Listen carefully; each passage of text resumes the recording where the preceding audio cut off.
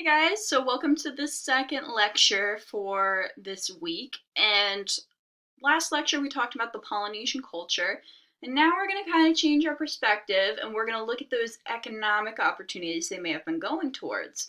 And one of those big ones for this area is adventure tourism. And I really wanted to put this in here for you guys because one, it's really awesome and it gives you some great ideas as to what you guys should do when I know you guys will go and visit these awesome areas of the world. And two, because that's actually an industry I am a part of, right? So, like I told you guys, I am a professional rock climbing guide. I am certified, I've guided all over the United States, I've climbed in multiple different countries. And so, adventure tourism is something that I hold super close to my heart because it's awesome. And it's another way that I teach people other skills. I teach them about rock climbing, and I'll take them backpacking or canoeing or whitewater kayaking, whatever it may be. And so this area of the world is really known for its adventure tourism. I actually almost moved to New Zealand to work there in the adventure tourism industry.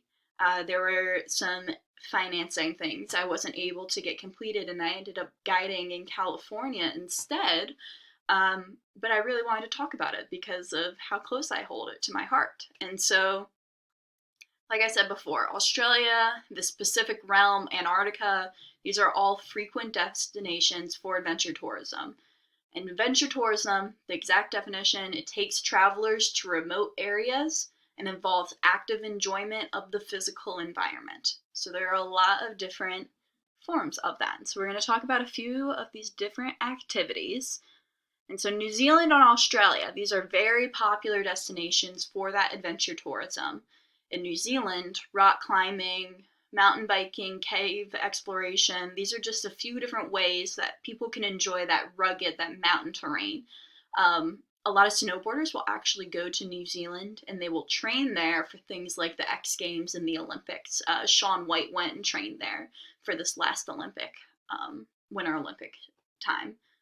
And adventurers, they'll enjoy New Zealand's the interior rivers and the lakes through rafting, kayaking, canoeing, whale watching expeditions, and all kinds of awesome stuff like that.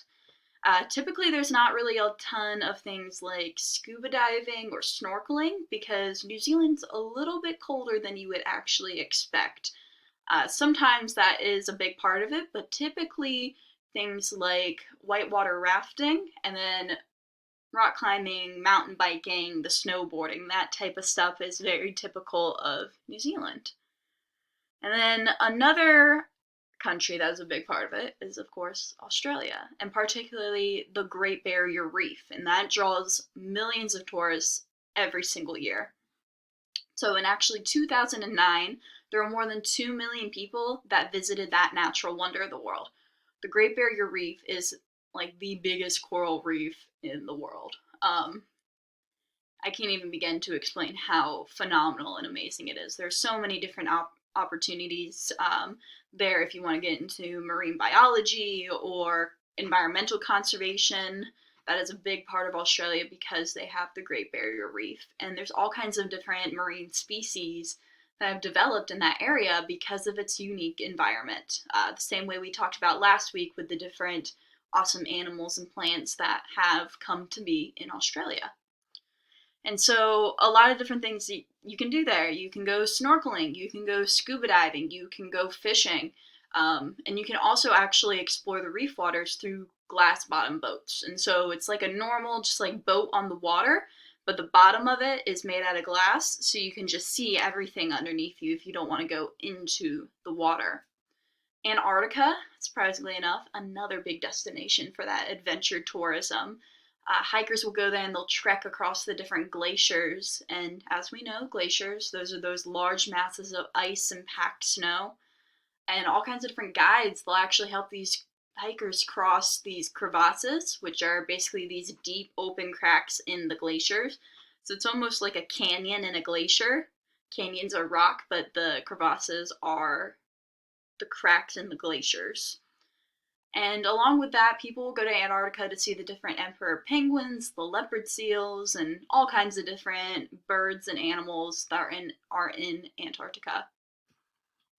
So there are a lot of economic benefits to adventure tourism. I actually still guide because, one, I love it, gets me outside, gets me enjoying the environment, teaching those skills, getting more people into rock climbing and stuff like that.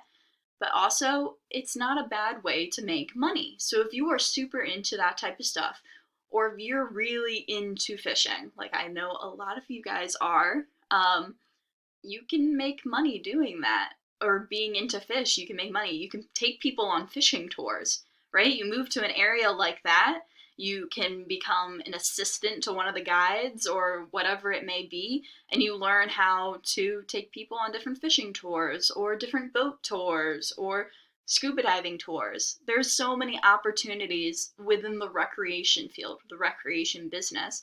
I'm still in that business because it's cool and you get to get paid for doing something you love to do and having fun while doing it. And it's a very lucrative or profitable industry. People get into it because you can also make money, right? It's not just going out and having fun, you're also making some money while doing something you love. So people work as these expert guides or even just as a driver. You can find jobs in hotels and stores, airports, restaurants, or on cruise ships, right? You can just manage a cruise ship and you can make all the fun activities that you do on cruises. That's actually an entire degree program, is cruise ship management that you can do in college. Although the Pacific Islands are not directly involved with adventure tourism, they definitely benefit from it. And those traditional cultures benefit from adventure tourism, people traveling, recreation, that type of stuff, right? They sell their traditional baskets, their mats, their different masts, their wood carvings on the sides of the roads. They might have different little restaurants where you can eat traditional food. A really big thing that has come to be are things like Airbnb, right? They give you a really cheap bed to sleep in. They maybe provide breakfast for you in the morning.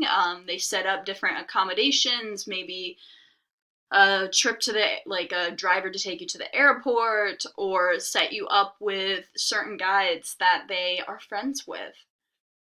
And that is a great way for them to make that extra income for them to be able to keep surviving, right? Other islanders will actually entertain guests by doing traditional feasts or traditional dances like the haka.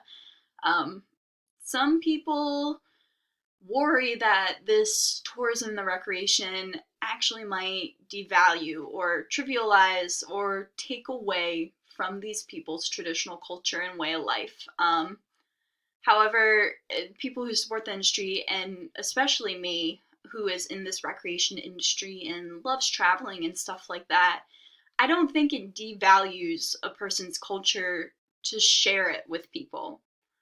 I mean, just because you are sharing a traditional dance or a traditional feast, it's not devaluating it. It's allowing people to understand it and experience it and to better connect with you so we can understand each other as human beings. Yeah, you make some money off of it, but you're providing a service. When you provide a service, you're going to make money off of it. But it also is adding so much more than just providing that service. And so it brings a lot of income into their economies and it provides a lot of opportunities for these islanders, but it provides opportunities for us as tourists, for us as people involved in these recreations, in these experiences, to better understand and support and get to know one another.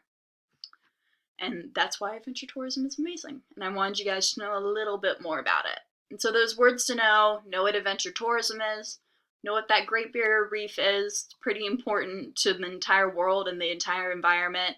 Know what a glacier is, a crevasse, and that word lucrative, making money. We all love money.